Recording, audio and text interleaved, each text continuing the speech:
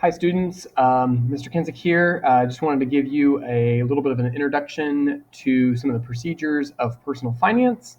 So I am planning on going over this in my classes that are meeting Monday and Tuesday face-to-face. Those of you that are doing e-learning, because you're in the second half of the alphabet, I want you to watch this video online. So if you have me in class, this video will be posted to Classroom, but you do not have to watch it because we're going to cover that information face-to-face. So I know I'm a big video guy and kind of have to be in this present day and age with only seeing students one day a week.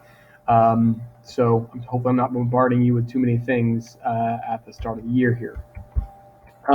First thing I want to talk about is the seating in my class. This is good for parents and students both to know this. So I have some flexible seating in my class, but it doesn't look quite like I would want it to if we weren't in the midst of a pandemic and have to wear masks and all those things. Typically with flexible seating, I would let students not really have an assigned seat, and they could sit wherever they would like for each given day.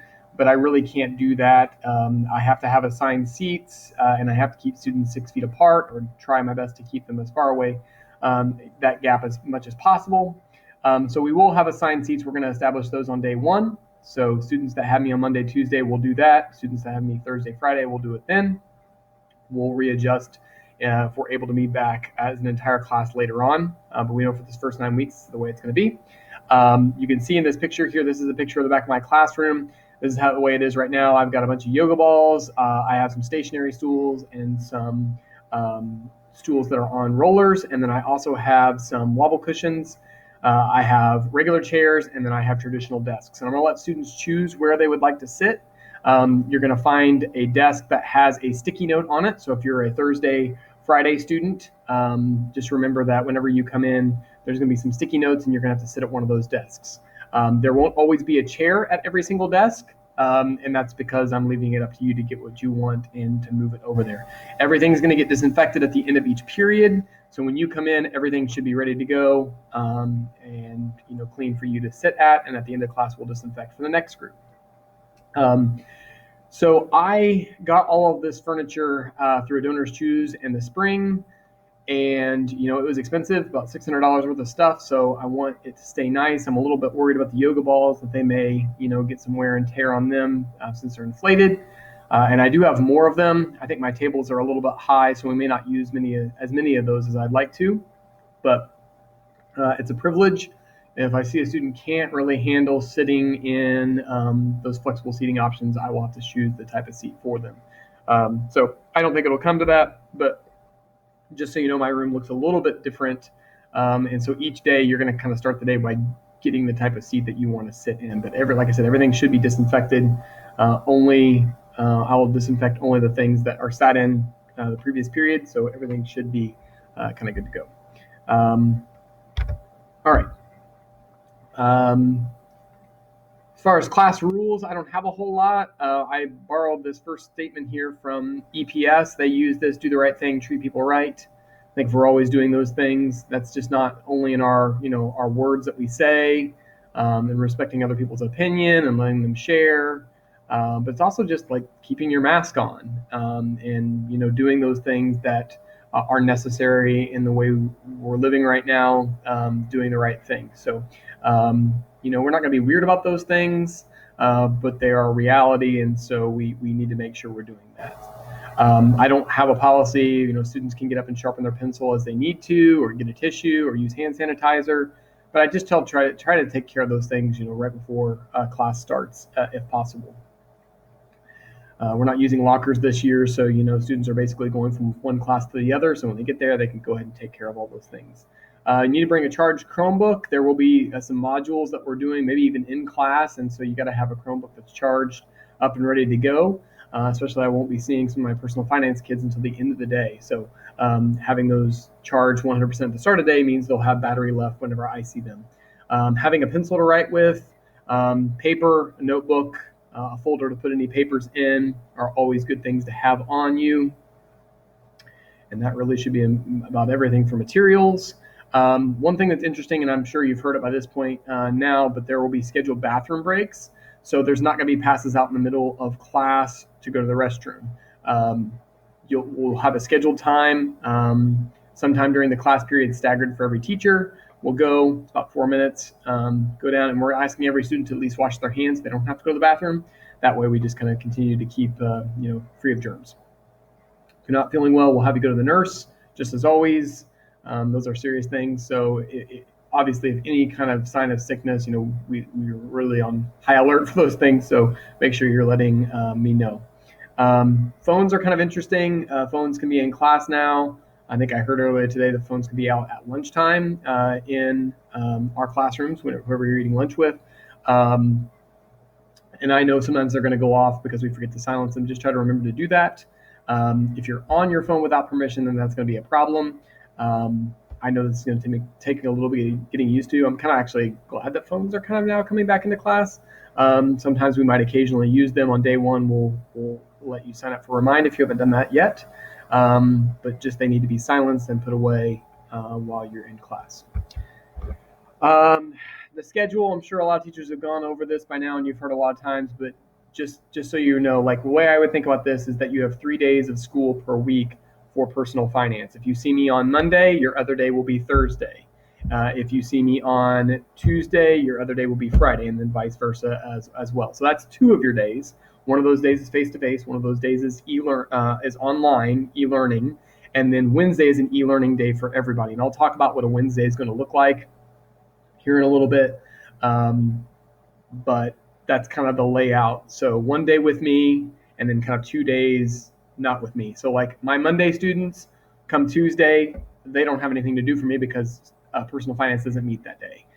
My other personal finance class will. I have 2 personal finance classes. So if you're a Tuesday personal finance class, your other class is going to meet Friday. So if you're Tuesday, Friday, or Monday, Thursday is kind of a better way of thinking about it instead of, I know we got colors that we use and those types of things, but kind of 3 days of expected things that you're either doing with me or at home. Here are my class times. Classes run for 80 minutes, and then that bathroom break is built in there, so you can see what time. So for my personal finance classes are going to be 12:55 and 2:15, depending on if it's a Monday, Thursday, or a Tuesday, Friday. And then our bathroom break will be at 1:50. Just so you can kind of know and plan for that. That's the last 30 minutes of the day that we get to go to the restroom, but hopefully that will be sufficient. So there is some flexible work. I like to use videos a lot, so you'll have an Edpuzzle video, probably 1 or 2 per topic. This year is going to be different with the new curriculum to me, and knowing how many videos I need to push out is going to be kind of a little bit of a trial and error type thing. I really kind of see we have 12 lessons we're going to cover. I really see just making 1 video per lesson, but occasionally there might be another bonus one that I throw out there that I want you to watch. Those will be graded. You need to watch them in Edpuzzle. We'll set that up on the first day that you're with me. And some of you can go ahead and get in. I've actually already started syncing those together for my Monday students, and then I'll do that later today for my Tuesday, Friday students. It's best to think about a week from Wednesday to Wednesday. So this coming Wednesday, we're going to start. I'll push out information to you that I want you to do. And there's going to be some different components that, like I said, there'll be the Edpuzzle video, and there's usually going to be like 1 additional activity. It may be kind of an online thing. There may be something I want you to fill out. It could look like several different types of things. I was originally thinking about having you do some online stuff to research careers, but I might make that more of a digital type thing to start out with. I would like to minimize the use of paper as much as I possibly can. And then Wednesday we would meet together and we'll kind of answer any other questions. And it's a good way to kind of me to introduce the chapter or the section that we're on. And then you've got your Edpuzzle and your activity. And then that kind of brings us to the next. Then I'll have an in-class day with you where we'll do some kind of an activity and application of what we're learning about. We're going to start with careers. And then we'll be back to a Wednesday again, and then we kind of wrap up that lesson and move on to the next one. So that's kind of the layout, thinking about it from a Wednesday to Wednesday. Now the fixed work is going to be 2 components. 1, in Google Classroom, there will be a daily question for the day that you have social studies, whether that's virtual or if you're not here face to face with us, or there's going to be a face-to-face question. So like today, Monday, during fourth period, half of the students will answer the question directly with me, half of the students will answer the question online. And this is the way that I'm able to take attendance, and I do that in the first 10 minutes. So it's going to be a little bit interesting to see how my virtual students, if they're able to kind of make sure that they're in the class for that first 10 minutes. I'm not expecting them to stay with me that entire time. They could watch an Edpuzzle video, or they could start working on a personal finance activity if they wanted to, but that 10 minutes is how I take attendance, and I'm able to check in to see that every student is with me. The Wednesday is the other the not flexible time, the 30 minutes for that, and I'm going to go ahead and move to the next slide. So fourth period and eighth period are my two personal finance classes. So either 9:30 to 10 if you're a Monday, Thursday student, or Tuesday, Friday, 11:30 to 12. Those are the times that we're going to meet together. That's the only time we can meet face to face. I kind of see it as being a time for Q&A between the two of us as a whole class, and then maybe a time to do some kind of an activity. It could be, I like to use things like Poll Everywhere to like ask you questions and just survey the audience. We could do like Nearpod, where I'm navigating you through things and all of our slides stay the same as I walk through that. It could look like a lot of different things. It won't just be a Zoom type thing every week, but we might start with that and then transition to something else, or do them both simultaneously.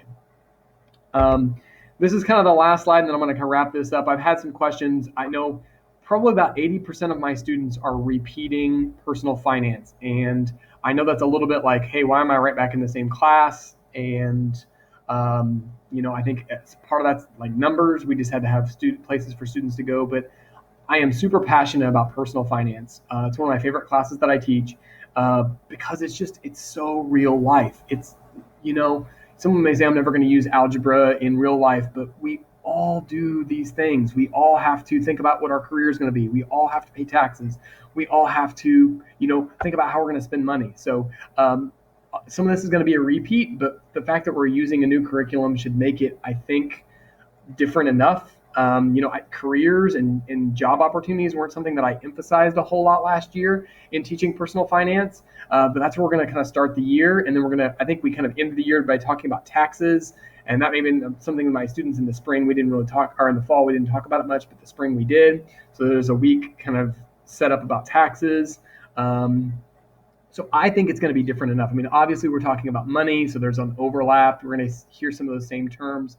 But hopefully the activities will be different. And then when we do any kind of online modules, I think that there's some different levels in those. So students that had me last year, I might move you up and see if you could maybe do the high school levels. And students that have me for the first time, I'll have you do those entry levels that are a little bit easier. And maybe you don't have that much as base knowledge. So we'll just kind of see how that goes. But I know that's a repeat, but these are just all really, really practical things and just so important. I know, you're young, you're seventh graders, but these are good things to hear now. And, it's good to come up with a plan for college. It's good to know how much education it's going to take to be a certain job. It's good to know, like, what kind of taxes you have to pay. It's good to know what a credit card is and how they work and why you shouldn't have 40 of them. So there's things that we're going to talk about that are real life application, and yes, it's a little bit of a repeat. So these are the chapter layouts. If you haven't heard me say this in a previous video, we got this curriculum donated through German American Bank. They're going to come alongside us. We may have them join in some of our virtual sessions on Wednesday, so that some of the experts in the field can kind of share some things. Maybe by the time we get down to lesson 2 or 3, I see them kind of joining us. And this is not a 9 weeks. This is a semester course. So you're looking about 6 lessons in 9 weeks and 6 lessons in the other. So that's the layout here. I think everybody has my email address. One thing that I did not put in here is that I send out remind alerts. That'll keep you up to date, parents, on when I assigned an Edpuzzle and when things are due. Google Classroom, I also post those things there, but I know you have to get through your child's Google Classroom. So look back at that newsletter that I sent out on Friday, and you can sign up for those. And I think that really kind of wraps it up. Wednesday, we'll plan on meeting together as a class to just kind of talk through any of this stuff, and I'll introduce this first lesson to you and the workload that will be coming in those first couple of days. But really today, Nothing for tomorrow for students that have me Monday. You have nothing to do really for Tuesday since it's not a personal finance day. So thanks for watching, and we'll see you soon.